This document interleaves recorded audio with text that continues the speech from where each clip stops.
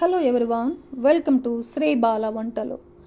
ఈరోజు మన వీడియోలో 4 రకాల కమ్మనైన పచ్చళ్ళను ప్రిపేర్ చేసుకుందామండి.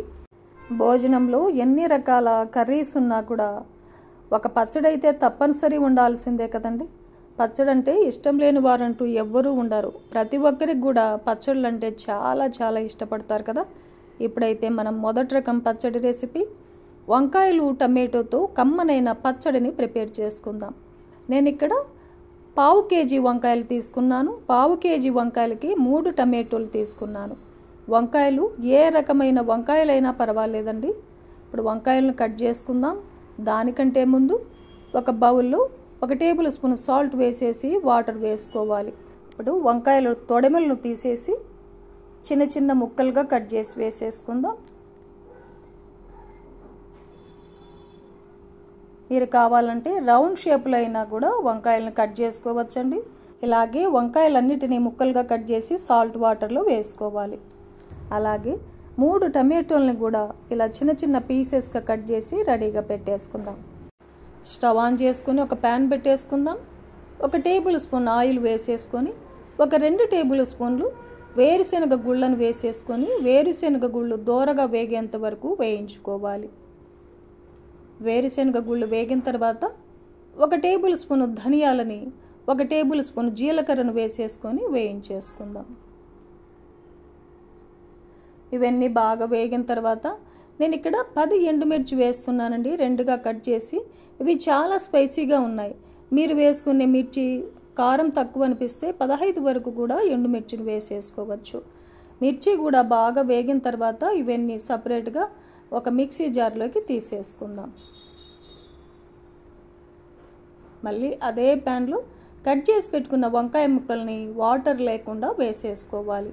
వంకాయ ముక్కలు వేయించుకునేటప్పుడే టేస్ట్కి సరిపడా సాల్ట్ వేసేసుకొని ఒకసారి మొత్తాన్ని కలిపేసుకొని మూత పెట్టేసి ఒక 2 నిమిషాల పాటు లో ఫ్లేమ్లో మగ్గనిద్దాం. 2 నిమిషాల తర్వాత మూత తీసి చూసామంటే వంకాయ ముక్కలన్నీ చాలా బాగా మగ్గిపోయాయండి, మెత్తగా కుక్ అయిపోయాయి చూడండి. ఇవన్నీ కూడా సపరేట్గా ఒక ప్లేట్లో తీసేసుకుందాం. మళ్ళీ అదే ప్యాన్లో ఇంకొక టేబుల్ స్పూన్ ఆయిల్ వేసేసుకొని కట్ చేసి పెట్టుకున్న టమాటో ముక్కలన్నిటినీ వేసేసుకుందాం. 1 నిమ్మకాయ అంత చింతపండుని ఈనెలు తీసేసి శుభ్రంగా ఒకసారి కడిగేసుకొని చింతపండును వేసేసుకోవాలి. ఒక చిన్న కట్ట కొత్తిమీరని నీట్గా 2-3 సార్లు కడిగేసుకొని కొత్తిమీరను కూడా వేసేసుకొని ఒకసారి మొత్తాన్ని కలిపేసుకోవాలి. ఒక 1/2 టేబుల్ స్పూన్ పసుపును కూడా యాడ్ చేసుకుందాం. ఇంకొకసారి కలిపేసి లో ఫ్లేమ్లో మరో 2 నిమిషాల పాటు మూత పెట్టేసి మగ్గనిద్దాం. 2 నిమిషాల తర్వాత మూత తీసి చూసామంటే చూడండి, టమాటో ముక్కలు కొత్తిమీర అంతా కూడా బాగా కుక్ అయిపోయాయి. టమాటో ముక్కలు మెత్తగా కుక్ అయిపోయినాయి చూడండి. ఇప్పుడు స్టవ్ ఆపేసి పూర్తిగా చల్లారనివ్వాలి. ముందుగా వేయించి పెట్టుకున్న వేరుశనగ గుళ్ళు, ఎండుమిర్చి, ధనియాలు ఇవన్నీ కూడా మిక్సీ పట్టేసుకుందాం. ఇలా కొంచెం బరకగా మిక్సీ పట్టుకున్నామంటే రోటి పచ్చడిలాగా ఉంటుందన్నమాట. ఇప్పుడు వేయించి పెట్టుకున్న వంకాయ ముక్కలన్నిటినీ వేసేసుకోవాలి. అలాగే వేయించి పెట్టుకున్న కొత్తిమీర, టమాటో ఇవన్నీ కూడా వేసేసుకుందాం.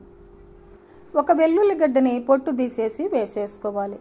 ఇంకొకసారి మిక్సీ పట్టేసుకుందాం. ఇలా కొంచెం కోర్స్గా మిక్సీ పట్టుకున్నామంటే మరి మెత్తగా లేకుండా రోటి పచ్చడిలాగా ఉంటుందన్నమాట. ఇప్పుడు పోపును కూడా పెట్టేసుకుందాం పచ్చడికి. స్టవ్ ఆన్ చేసుకొని ఒక ప్యాన్ పెట్టేసుకొని 3 టేబుల్ స్పూన్ల ఆయిల్ వేసాను. ఆయిల్ కావాలంటే మీరు ఇంకా ఎక్కువైనా వేసుకోవచ్చండి. ఒక 1/2 టేబుల్ స్పూన్ ఆవాలు, 1/2 టేబుల్ స్పూన్ జీలకర్ర, ఒక 2-3 ఎండుమిర్చిని తుంచేసి అలా వేసేసుకోవాలి. 1 టేబుల్ స్పూన్ శనగ బేడలను వేసేసుకొని 1 టేబుల్ స్పూన్ మినపగుళ్ళను కూడా వేసేసుకొని దోరగా వేయించేసుకోవాలి. మరో 4-5 వెల్లుల్లిపాయలను కూడా కొంచెం అలా దంచి వేసుకుందాం.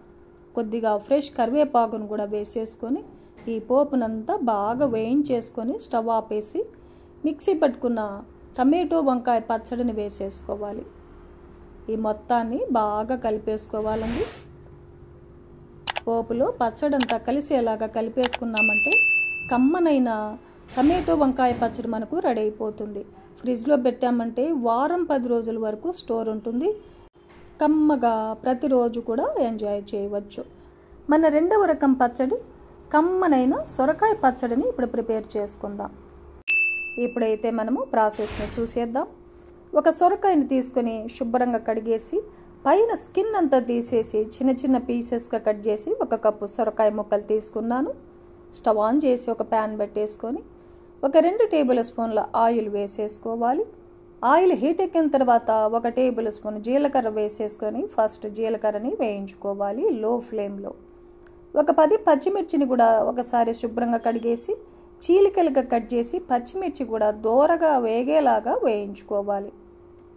పచ్చిమిర్చి ఇలా బాగా వేగిన తర్వాత ఒక చిన్న కట్ట కొత్తిమీరని నీట్గా కడిగేసుకొని 1-2 సార్లు కొత్తిమీరని వేసేసుకొని వేయించుకుందాం. ఒక 2 నిమిషాల పాటు లో ఫ్లేమ్లో వేయించుకుంటే సరిపోతుంది. కట్ చేసి పెట్టుకున్న సొరకాయ ముక్కల్ని 1 కప్పు వేసేసుకొని ఒకసారి కలిపేసి ఒక 3 నిమిషాల పాటు లో ఫ్లేమ్లో మూత పెట్టేసి మగ్గనిద్దాం. సొరకాయ ముక్కలు పూర్తిగా మగ్గిపోవాలండి, అప్పుడే పచ్చడి టేస్ట్ బాగుంటుంది. రీసెంట్గా సొరకాయతో దోశ వీడియోను కూడా అప్లోడ్ చేశాను. సొరకాయ దోశ కూడా కమ్మగా చాలా బాగుంటుందండి. చూడండి, 3 నిమిషాల తర్వాత సొరకాయ ముక్కలన్నీ చాలా బాగా మగ్గిపోయాయి కదా. ఇప్పుడు ఒక 2 టమాటోల్ని చిన్న చిన్న పీసెస్గా కట్ చేసి వేసేసుకుందాం. ఒక చిన్న నిమ్మకాయంత చింతపండును కూడా ఒకసారి శుభ్రంగా కడిగేసి వేసేసుకోవాలి. టమాటోలో ఉన్న పులిపే సరిపోదండి, తప్పనిసరిగా చింతపండుని యాడ్ చేసుకోవాల్సిందే. ఇప్పుడు ఒక 1/2 టేబుల్ స్పూన్ పసుపును కూడా యాడ్ చేసుకొని టమాటోలు మెత్తబడేంత వరకు లో ఫ్లేమ్లో వేయించుకోవాలి. ఒక 2-3 నిమిషాల పాటు లో ఫ్లేమ్లో వేయించుకున్నామంటే టమాటోలన్నీ ఇలా చూడండి చాలా మెత్తగా కుక్ అయిపోయాయి కదా. ఇప్పుడు మనం స్టవ్ ఆపేసి పూర్తిగా చల్లారనివ్వాలి. పూర్తిగా చల్లారిన తర్వాత మిక్సీ జార్లో వేసేసుకుందాం. టేస్ట్కి సరిపడా సాల్ట్ యాడ్ చేసుకోవాలి. మూత పెట్టేసి మిక్సీ పట్టేసుకుందాం. చూడండి, పచ్చడి రెడీ అయిపోయింది. ఇప్పుడు పోపును పెట్టేసుకుందాం. స్టవ్ ఆన్ చేసుకొని ఒక ప్యాన్ పెట్టేసుకొని ఒక 2-3 టేబుల్ స్పూన్లమైన ఆయిల్ వేసేసుకోవాలి. ఆయిల్ హీట్ ఎక్కిన తర్వాత 1/2 టేబుల్ స్పూన్ ఆవాలు, 1/2 టేబుల్ స్పూన్ జీలకర్ర, 1 టేబుల్ స్పూన్ మినపగుళ్ళు, 1 టేబుల్ స్పూన్ శనగబేడలు, 1 వెల్లుల్లిగడ్డని పొట్టు తీసేసి కొంచెం అలా కచ్చా పచ్చగా దంచేసి వేసుకోవాలి. కొద్దిగా ఫ్రెష్ కరివేపాకును వేసేసుకొని 1/4 టేబుల్ స్పూన్ ఇంగువను కూడా వేసేసుకొని ఈ పోపునంతా బాగా వేయించుకొని పచ్చడిలో కలిపేసుకుందాం. ఈ పచ్చడి 3-4 రోజుల వరకు ఫ్రిడ్జ్లో స్టోర్ చేసుకొని హ్యాపీగా ఎంజాయ్ చేయవచ్చండి. సొరకాయ అంటే ఇష్టం లేని వారు కూడా ఇలా పచ్చడి చేయండి, వద్దనకుండా చాలా ఇష్టంగా తినేస్తారు. అంత టేస్టీగా ఉంటుంది ఈ పచ్చడి. వైట్ రైస్ కానీ రాగి సంగటి, చపాతీ, రోటీ, పుల్కా, దోశ ఇలా టిఫిన్ రెసిపీకి కూడా చాలా బాగుంటుందండి. మన 3వ రకం పచ్చడి కమ్మనైన ఉల్లిపాయ పచ్చడి అండి. టేస్ట్ అయితే సూపర్గా ఉంటుంది. ఇప్పుడైతే మనం ప్రాసెస్ని చూసేద్దాం. నేను ఇక్కడ ఒక 3 ఉల్లిపాయలు తీసుకొని ఇలా పొడవుగా కట్ చేసి రెడీగా పెట్టేశాను.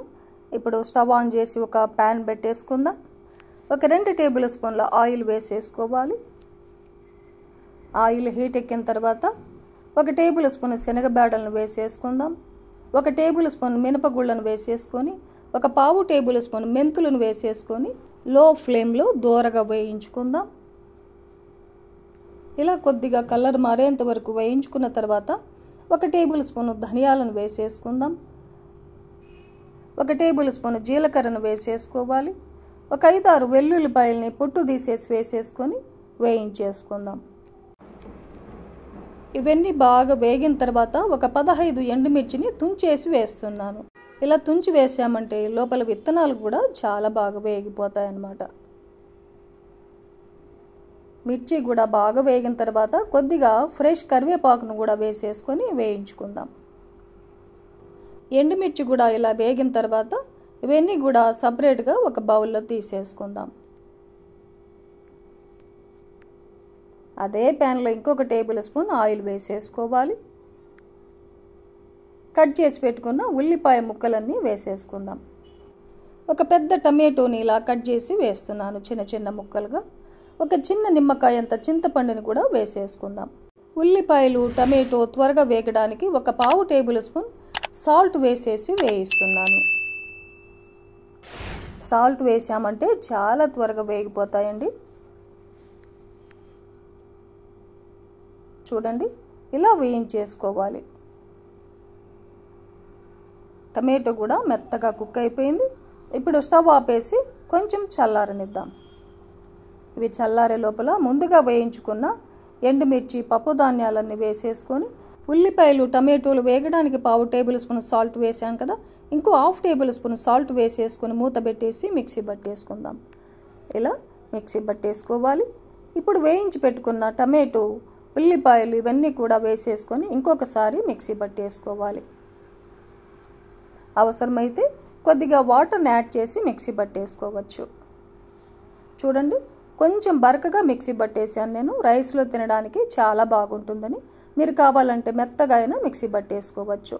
స్టవ్ ఆన్ చేసుకుని ప్యాన్ పెట్టేసుకుని పోపును కూడా పెట్టేసుకుందాం. ఒక 2 టేబుల్ స్పూన్ల ఆయిల్ వేసాను. మీరు కావాలంటే ఆయిల్ ఇంకా ఎక్కువైనా వేసేసుకోవచ్చండి. ఆయిల్ హీట్ ఎక్కిన తర్వాత పోపు దినుసులన్నీ వేసేసుకుందాం. ఒక 1/2 టేబుల్ స్పూన్ ఆవాలు, 1/2 టేబుల్ స్పూన్ జీలకర్ర, 1 టేబుల్ స్పూన్ శనగబేడల్ని, 1 టేబుల్ స్పూన్ మినపగుళ్ళు, కొద్దిగా ఫ్రెష్ కరివేపాకు, ఒక 2 ఎండుమిర్చిని తుంచేసి అలా వేసేసుకొని, ఒక 4-5 వెల్లుల్లిపాయల్ని కొద్దిగా అలా దంచి వేసుకోవాలి. ఒక 1/2 టేబుల్ స్పూన్ ఇంగువను కూడా వేసేసుకొని ఈ పోపు అంతా బాగా వేగిన తర్వాత స్టవ్ ఆపేసి మిక్సీ పట్టుకున్న పచ్చడిని అంతా వేసేసుకొని కలిపేసుకుందాం. ఆయిల్లో బాగా కలిసేలాగా కలిపేసుకోవాలి. ఒకసారి టేస్ట్ చేయండి. సాల్ట్ సరిపోయిందా లేదా అన్నది ఒకసారి చెక్ చేసుకొని అవసరమైతే యాడ్ చేసుకోవచ్చు. ఇక్కడ నాకైతే సాల్ట్ సరిగ్గా సరిపోయిందండి. ఈ పచ్చడిని ఒక సర్వింగ్ బౌల్లో తీసుకుందాం. ఈ ఉల్లి పచ్చడి కమ్మగా చాలా బాగుంటుందండి. వేడి వేడి అన్నంలో కాస్త నెయ్యి వేసుకొని తిన్నామంటే సూపర్గా ఉంటుంది. ఏ టిఫిన్కైనా ఈ పచ్చడిని వేసుకొని తినచ్చు. మన 4వ రకం పచ్చడి పల్లి చింతకాయ తొక్కు పచ్చడి అండి. టేస్ట్ అయితే అద్భుతంగా ఉంటుంది. ఇప్పుడైతే మనము ప్రాసెస్ని చూసేద్దాం. స్టవ్ ఆన్ చేసి ఒక బాండిల్ పెట్టేసుకుందాం. 1 కప్పు వేరుశనగ గుళ్ళను వేసి స్టవ్ని మీడియం ఫ్లేమ్లో పెట్టేసుకొని వేరుశనగ గుళ్ళు వేయించుకోవాలి. అప్పుడే పప్పు లోపల భాగం కూడా బాగా వేగుతుంది. పచ్చడి టేస్ట్ చాలా బాగుంటుందన్నమాట. ఇలా వేయించుకొని స్టవ్ ఆపేసి చల్లారిన తర్వాత పొట్టు తీసేసి రెడీగా పెట్టేసుకోవాలి. మళ్ళీ అదే బాండిల్ పెట్టేసుకొని 1 టేబుల్ స్పూన్ ఆయిల్ వేసేసుకుందాం. నేను ఇక్కడ ఒక 8 పచ్చిమిర్చి, ఒక 8 ఎండుమిర్చి తుంచేసి వేస్తున్నానండి. మీరు కావాలంటే పూర్తిగా పచ్చిమిర్చినైనా వేసేసుకోవచ్చు. స్టవ్ని మీడియం ఫ్లేమ్లో పెట్టేసుకొని ఈ మిర్చినంతా వేయించేసుకోవాలి. ఈ పచ్చిమిర్చి, ఎండుమిర్చి బాగా వేగిన తర్వాత ఒక 2 పెద్ద టమాటోల్ని చిన్న చిన్న ముక్కలుగా కట్ చేసి వేసేసుకుందాం. టమాటో ముక్కలు ఇలా బాగా మెత్తబడేంత వరకు వేయించేసుకొని స్టవ్ ఆపేసి కొద్దిగా చల్లారనిద్దాం. ఒక మిక్సీ జార్ పెట్టేసుకొని ముందుగా వేయించి పెట్టుకున్న పల్లీలని పొట్టు తీసేసి వేసేసుకోవాలి. వేయించి పెట్టుకున్న టమాటో, పచ్చిమిర్చి, ఎండుమిర్చిని కూడా వేసేసుకుందాం. పచ్చి చింతకాయ తొక్కుని ఒక 1/2 కప్పు వేస్తున్నానండి.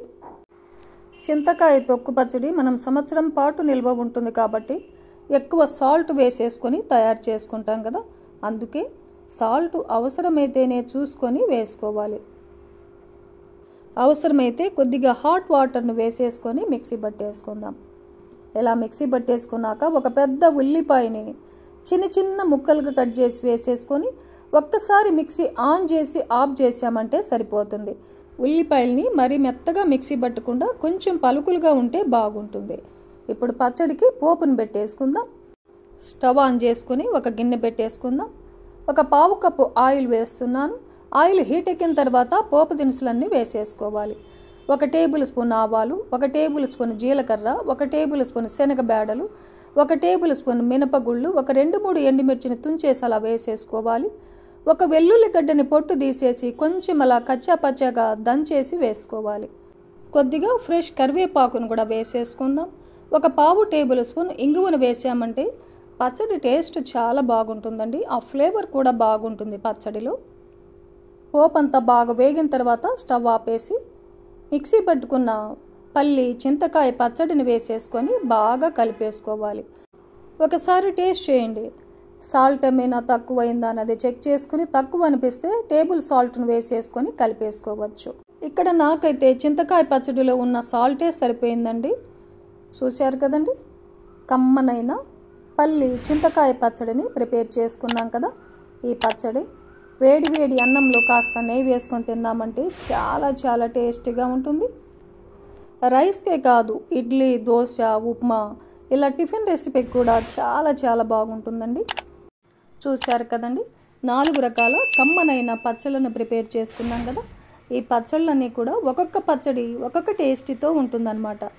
ఈ ప్రాసెస్లో ఈ పచ్చళ్ళన్నీ కూడా మీరు ప్రిపేర్ చేసి టేస్ట్ చేయండి. ఫ్యామిలీలో అందరూ ఇష్టపడతారండి. ఈ వీడియో నచ్చితే లైక్ చేయండి, షేర్ చేయండి, సబ్స్క్రైబ్ చేయండి. థ్యాంక్ యూ అండి. Thanks for watching.